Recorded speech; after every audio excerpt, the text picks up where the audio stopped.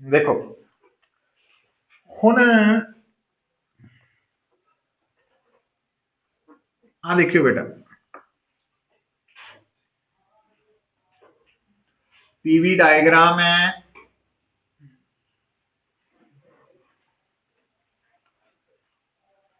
और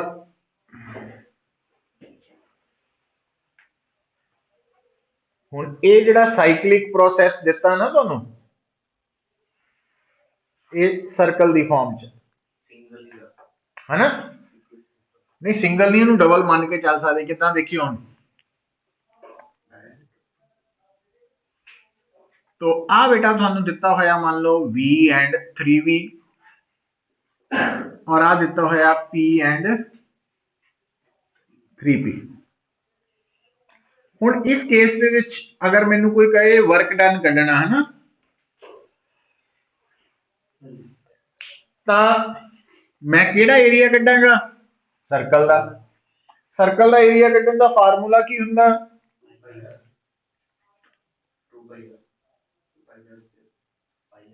पढ़दे की आए तुसीं ओए? पाई आर स्केयर। हुण जिहड़ा तुसीं सर्कल पढ़दे आए ज्योमैट्री च ना, ਉਹਦੇ ਦੋਨੋਂ ਹੀ ਡਾਇਆਮੀਟਰਸ ਜਾਂ ਰੇਡੀਅਸ ਇੱਕ ਦੂਜੇ ਦੇ ਪਰਪੈਂਡੀਕੂਲਰ ਸੇਮ ਹੁੰਦੇ ਆ ਨਾ। ਇਹਦੇ ਵਿੱਚ ਕੀ ਹੈ, ਇਹਦੇ ਵਿੱਚ ਥੋੜਾ ਜਿਹਾ ਧਿਆਨ ਕੀ ਰੱਖਣਾ, ਇਹਦੇ ਵਿੱਚ ਤੁਸੀਂ ਪਾਈ ਆਰ ਸਕੁਅਰ ਦੀ ਜਗ੍ਹਾ ਨਾ, ਵੈਸੇ ਪਾਈ ਆਰ ਸਕੁਅਰ ਨੂੰ ਪਾਈ ਬਾਈ 4 ਡੀ ਸਕੁਅਰ ਵੀ ਲਿਖ ਸਕਦੇ ਹਾਂ। ਡੀ ਕੀ ਹੈ? ਡਾਇਆਮੀਟਰ। ਆਰ ਰੇਡੀਅਸ ਹੈ, ਡੀ ਡਾਇਆਮੀਟਰ ਹੈ ਨਾ, ਉਹਦੀ ਟਰਮ ਚ ਵੀ ਲਿਖ ਸਕਦੇ ਹਾਂ ਪਾਈ ਬਾਈ 4 ਡੀ ਸਕੁਅਰ। ਪਰ ਡੀ ਸਕੁਅਰ ਦੀ ਜਗ੍ਹਾ ਤੁਸੀਂ ਆਹ ਵਾਲਾ ਡਾਇਆਮੀਟਰ ਤੇ ਆਹ ਵਾਲਾ ਡਾਇਆਮੀਟਰ ਉਹ ਯੂਜ਼ ਕਰਨੇ ਆ। मतलब तुसी वर्क डन नू, सर्कल दे वर्क डन नू, क्योंकि ਇਹਦੀਆਂ परपेंडिकुलर एक्सिस एक दूजे तो अलग है, एक वॉल्यूम है, एक तो ਆਪਾਂ ਇਹਦਾ ਏਰੀਆ ਨੂੰ ਪਾਈ ਬਾਈ 4, तो एक डायमीटर आ वाला 2v, एक डायमीटर आ वाला 2p नाल फिर जिदा कि आप की कर सकते पुत्र, क्योंकि आ वॉल्यूम एक्सिस है, तो आप इथे वॉल्यूम एक्सिस दे पैरेलल लाइन ड्रॉ करती। तो आ एक केस हो गया, आ दूजा हो गया। हुण आ वाला केस एक्सपेंशन दा वा, तो आ एरिया ज्यादा वा। आ कंप्रेशन दा वा, तो आ एरिया घट है, तो नैट की होगा? पॉजिटिव। तो आ 4 कटिया गया, तो पाई पीवी आंसर आ गया ना तो। प्लस प्लस लिखो ना लिखो फर्क नहीं होता, तो इदा कर लेना है ना। अच्छा हुण ये आपां सीख लिया भी सर्कल का एरिया ग्राफ दे विच असी पाई आर स्केयर की जगह पाई R1 R2 या पाई बाय 4 D1 D2 तो कढ़ना, दोनों डर। अच्छा हुण देखियो फर्क समझियो, हुण ये सेम न्यूमेरिकल थोड़ा जिहा हेर फेर करके कितना आ गया साडे सामने आया, ऐदा बन गया है ना, ऐदा आ गया। लो हुण हुण फर्क की है, इत्थे जिहड़ी वॉल्यूम एक्सिस है वो आ वाली लाइन है, पर इहदे च वॉल्यूम एक्सिस आ वाली लाइन है ना, ठीक है। नो डाउट ये केड़ा प्रोसेस है? साइक्लिक है। तो मान लो आ वैल्यू थानू दिती हुई है V 3V P 3P है ना, तो एरिया वर्क डन के बराबर आना है पाई बाय 4 2V ते सेम ही रहना, पर साइन च की फर्क पैना हुण ध्यान है। हाँ हुण पता की है, हुण आपां ना वॉल्यूम एक्सिस दे पैरेलल लाइन ड्रॉ की, तो आ जिहड़ा पोर्शन है वाला, तो आ वाला एरिया आ बनना एरिया वॉल्यूम एक्सिस ना, ठीक है। और आ वाला पोर्शन देखो जो तुम इथों इधर जा रहे हैं तो वॉल्यूम घट रहा, तो आ नैगेटिव एरिया, और आ वाला एरिया आ पॉजिटिव आ रहा, तो नैगेटिव वाला ज्यादा पॉजिटिव वाला घट है, तो नैट नेगेटिव च आएगा, है ना। तो आ दोनों इको तरह के न्यूमेरिकल लगते, बट ये आ वॉल्यूम एक्सिस है ते आह है ना, फर्क पाता ना, ਉਹਦੇ ਨਾਲ ही प्लस माइनस का साइन भी बदल जाता। तो इस करके थानू थोड़ा जिहा अटेंटिवली काम करना पैना वा।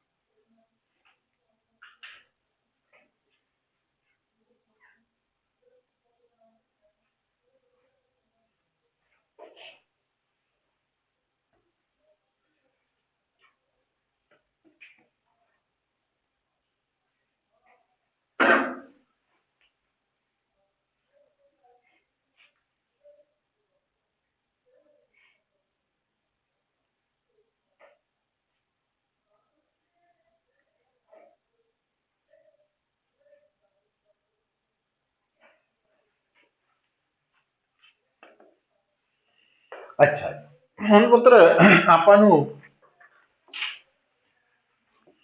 एक आइडिया हो गया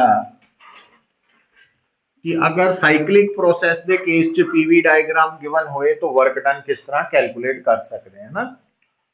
हुण दूसरी गल नोट करके लिखनी है, आ देखियो पुत्र, हुण तो ये पॉइंट्स भी नोट करने बड़े जरूरी है साडे लई।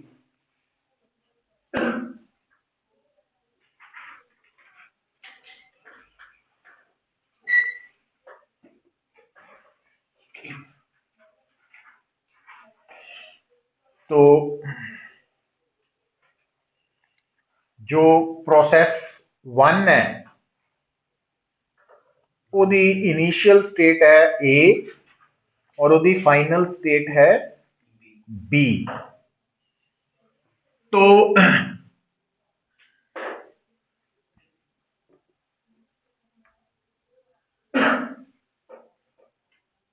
जो प्रोसेस नंबर 2 है ओदी इनिशियल स्टेट है फाइनल है बी, पर ये दो डिफरेंट प्रोसेसेस है जिन्हां दे विच इनिशियल और फाइनल स्टेट्स सेम है बट पाथ फॉलोड डिफरेंट है। मतलब जिहड़ा फर्स्ट प्रोसेस होया वो सैकेंड प्रोसेस दे नालों डिफरेंट है क्योंकि दोनों का पाथ डिफरेंट है, पर इनिशियल और फाइनल स्टेट्स दोनों दी सेम है।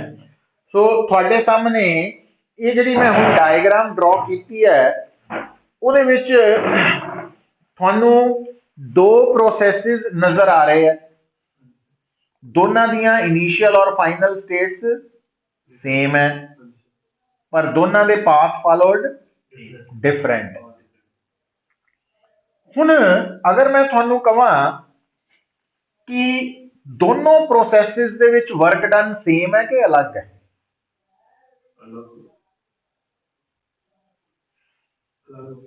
क्यों? हाँ, तो 1 वाले का एरिया अंडर करो ज्यादा वा 2 वाले का घट है, तो इस करके दोनों वर्क डन। तो गल इथों सीखी जी आपां कि अगर मान लो एक सिचुएशन है जिहदे च इनिशियल और फाइनल स्टेट्स सेम है पर पाथ फॉलोड डिफरेंट है, तो वर्क डन का रिजल्ट भी डिफरेंट होएगा। ਇਹਦਾ मतलब इनिशियल और फाइनल स्टेट ਦੇ ਵਿੱਚ वर्क डन कितना होया वो पाथ फॉलोड ते डिपेंड करेगा, है ना। इस करके जिहड़ा वर्क डन है थर्मोडायनेमिक प्रोसेस वो की है पाथ डिपेंडेंट फंक्शन। तो लिख लो हुण इस diagram they which work done along path 1 ते work done along path 2 same नहीं है, 1 वाला ज्यादा वा। तो इथों की रिजल्ट नोट होया work done between initial and final states is a path dependent function. मतलब इनिशियल और फाइनल स्टेट्स दे विच कितना वर्क डन होया उन्होंने दसन लई पाथ के उपर भी थोड़ा ध्यान होना चाहिए। Path work done between initial and final states is a path dependent function. Path पे डिपेंड करने वाली टर्म है। तो जे ए और बी दो इनिशियल और फाइनल स्टेट्स च अलग अलग पाथ दे अलोंग वर्क मतलब प्रोसेस हुए या तो दोनों का वर्क डन सारे जनरल।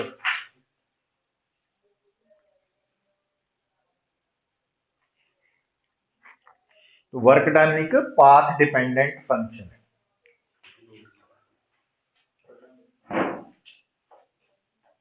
दूजा बेटा नोट करो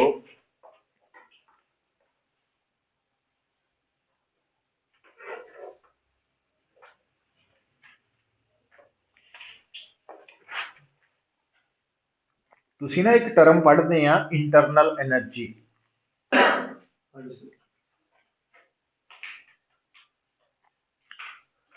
तो नोट करके लिखो internal energy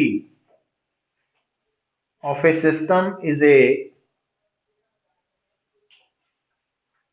internal energy of a system is a state function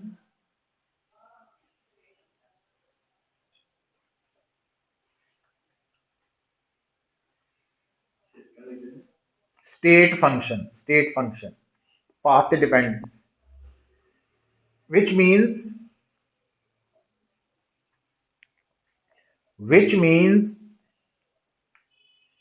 change in internal energy between initial and final positions, between initial and final states कर लियो। change in internal energy between initial and final states does not depend on path followed।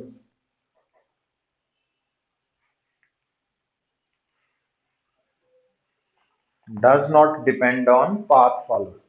ਇਹਦਾ meaning पता की है? देखो इधर ਇਹਦਾ meaning ये है कि अगर थानू कोई कहे कि ए तो बी जदों सिस्टम शिफ्ट होया अलोंग पाथ नंबर 1 तो अगर उसकी चेंज इन इंटरनल एनर्जी है इन्नी तो जदों यही सिस्टम चेंज होया from A to B along path number 2 तो इन्हें ये दोनों बराबर है कि अलग है? क्यों? क्योंकि इंटरनल पाथ हाँ मतलब दो points they which JD change in internal energy है वो पाथ पे डिपेंड नहीं करती है ना। हुण आ जेडे दोनों प्रोसेसेस होए आ 1 2 अलोंग पाथ 1 अलोंग पाथ 2 दोनों दियां इनिशियल और फाइनल स्टेट्स सेम है तो दोनों दी change in internal energy same आएगी। तो क्योंकि इंटरनल एनर्जी स्टेट फंक्शन है। अच्छा हुण इधर सोच के जवाब दियो बेटा। हुण एक टर्म आपां यूज करते हैं हीट। ਹੁਣ according to first law Q ਕਿਹਦੇ ਬਰਾਬਰ ਹੈ? ਹੁਣ ਡੈਲਟਾ U ਤਾਂ ਦੋਨਾਂ ਲਈ ਪਰ W ਦੋਨਾਂ ਲਈ ਸੇਮ ਹੈ ਤਾਂ Q ਵੀ ਸੇਮ ਨਹੀਂ ਹੋਊਗਾ ਕਿ ਨਹੀਂ? ਇਹਦਾ ਮਤਲਬ ਜਿਹੜੀ ਹੀਟ ਹੈ ਉਹ ਵੀ ਪਾਥ डिपेंडेंट होएगी, है ना? तो लिख लो तीसरा केस नोट करके,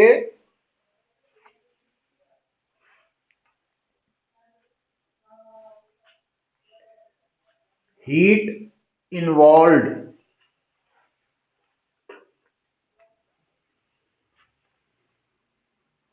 during a process is a path dependent function, is a path dependent function.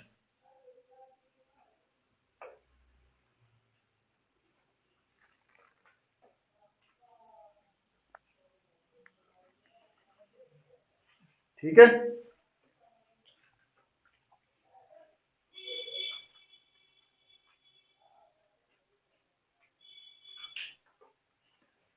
तो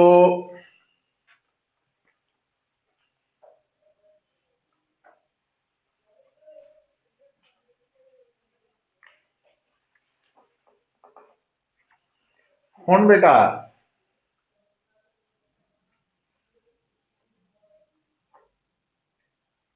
नेक्स्ट देखो,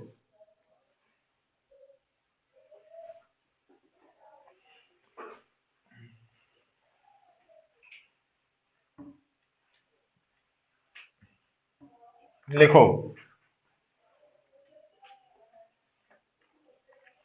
लास्ट टाइम ना आप एक टॉपिक कर रहे सी isothermal process linked with ideal gas. Means जदों आइडियल गैस दे नाल आइसोथर्मल प्रोसेस हो रहा तां टेंपरेचर ने की रहना कांस्टेंट, और क्योंकि आइडियल गैस दी इंटरनल एनर्जी की है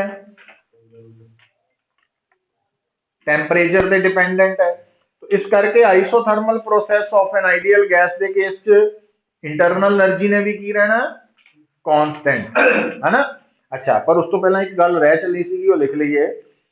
थानू मैं की लिखाया कि जिहड़ी इंटरनल एनर्जी है उसकी वैल्यू स्टेट ते डिपेंड करती है। हुण जिहड़ा साइक्लिक प्रोसेस हुंदा ਉਹਦੇ ਚ इनिशियल और फाइनल स्टेट्स की ਹੁੰਦੀਆਂ?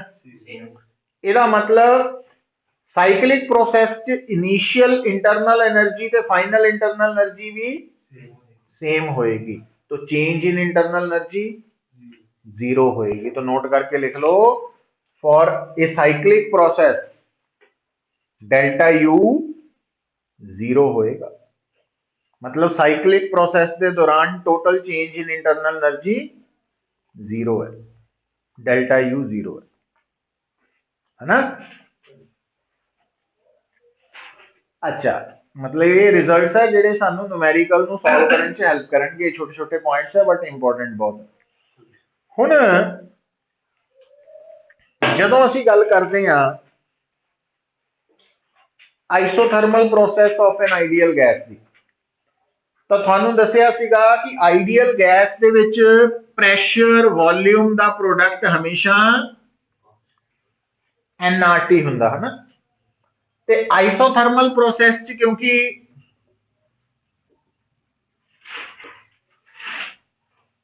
T कांस्टेंट है,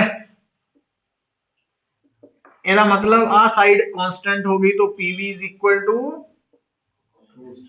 कांस्टेंट। तो ਇਹਦਾ मतलब की है? ਇਹਦਾ मतलब ये हो गया कि ਜਿਹੜੀ आइडियल गैस है ना ਉਹਦੇ ਵਿੱਚ ਜਦੋਂ आइसोथर्मल प्रोसेस हो रहा किसी भी आइडियल गैस नाल, तो उस गैस का pressure inversely proportional to volume होएगा। तो ਉਹਦਾ PV ग्राफ जेड़ा वा, अच्छा हुण प्रैशर एक वेरीएबल है, वॉल्यूम एक वेरीएबल है, जदों ना एक वेरीएबल दूसरे दे इनवर्सली प्रोपोर्शनल होए ਤਾਂ ਉਹਨਾਂ 'ਚ ਬਣਨ ਵਾਲਾ ਗ੍ਰਾਫ ਨੂੰ ਅਸੀਂ ਪਤਾ ਕਿਹੜਾ ਨਾਮ ਦਿੰਦੇ ਆ, ਰੈਕਟੈਂਗੂਲਰ हाइपरबोला। तो हाँ यार,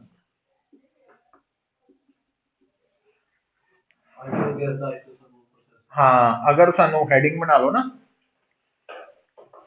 पीवी डायग्राम फॉर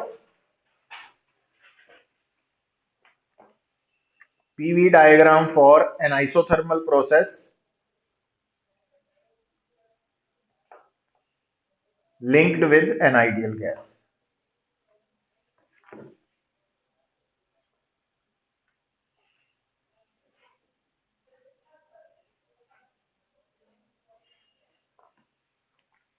ठीक है,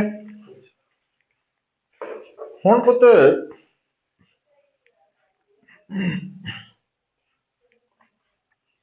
जिहड़ा आइसोथर्मल प्रोसैस है उहदे दौरान पीवी ग्राफ रैक्टेंगुलर हाइपरबोला की शेप च होएगा ना, वो तुहानू शेप दसदी है। तो ये वाली शेप हैगी है एक्सपेंशन लई, ते जे आपां एरो नूं उल्टा कर दईए फिर की बन जू, कंप्रैशन। अच्छा हुण बेटा ध्यान दिओ, इस ग्राफ नूं प्लॉट करते वक्त टेंपरेचर की रहा, कांस्टेंट। तो इस ग्राफ नूं असीं कह दिंदे आ आइसोथर्म। और अगर मान लो थानू आइसोथर्म ग्राफ गिवन होए, आइसोथर्म का मतलब कांस्टेंट टेंपरेचर ते पीवी ग्राफ, तो तुसी इस ग्राफ तो हुण जिद्दां मान लो आ एक पॉइंट ए है, जे मैनू इस ग्राफ तो ए दा प्रेशर और ए दा वॉल्यूम पता होए और बी पॉइंट दा प्रेशर और वॉल्यूम पता होए, तो मैं P1 V1 is equal to P2 V2 करके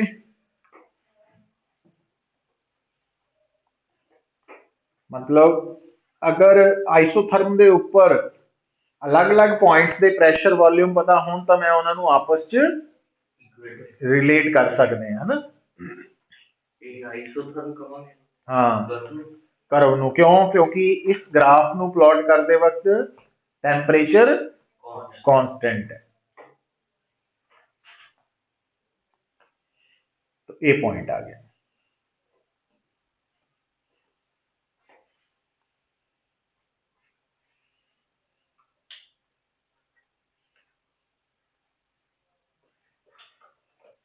अच्छा हुण देखो, अगर मान लो मेरे कोल एक आइडियल गैस है, उन्होंने मैं सिलेंडर च फिल करके ते उहदा टेंपरेचर कांस्टेंट करता T1, ते टेंपरेचर नूं कांस्टेंट रख के मैं उस गैस का प्रेशर और वॉल्यूम नूं चेंज करके मैं ग्राफ बनाया। तो मान लो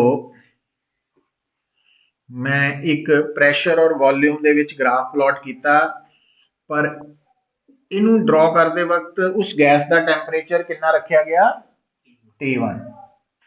उस तो बाद मैं उसे गैस का जिहड़ा टेंपरेचर है उन्होंने बदलता, कितना करता हुण T2, कांस्टेंट करता पर T2 करता, बदल के T2 करके कांस्टेंट रखता हुण, है ना। तो फिर दोबारा मैं पीवी ग्राफ प्लॉट किया, तो यदा मतलब मैं अलग अलग टेंपरेचर से पहली बार कांस्टेंट टेंपरेचर की वैल्यू T1 है, दूसरी बार कांस्टेंट टेंपरेचर की वैल्यू T2 है। तो ये मैं दो आइसोथर्म प्लॉट करते हैं ना।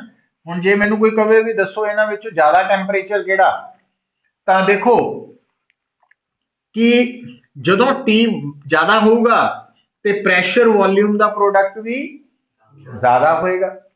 तो हुण इत्थों चैक कर सकते हैं, ਆਪਾਂ इदा भी चैक कर सकते हैं, इस तरह भी कर सकते हैं। देखो हुण जे मैं इदा चैक करावां तुहानूं,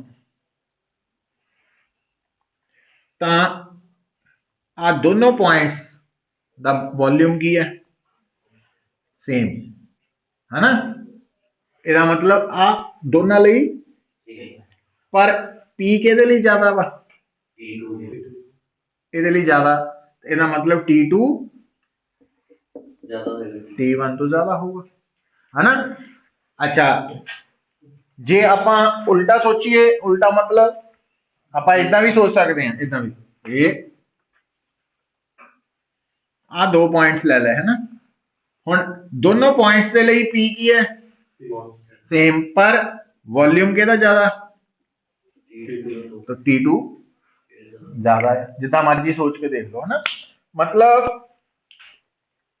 अगर तुसी किसी भी आइसोथर्मल प्रोसैस के लिए गिवन टैंपरेचर ते पीवी डायग्राम ड्रॉ करते हैं, उन्होंने आइसोथर्म कहते हैं। तो जे मान लो थानू 2 या 2 तो ज्यादा आइसोथर्म डिफरेंट टैंपरेचर्स से दिते होन, तो तुसी चेक करके दस सकते हैं कि केड़ा टैंपरेचर घट है, केड़ा ज्यादा। भव्या, समझ लगी है?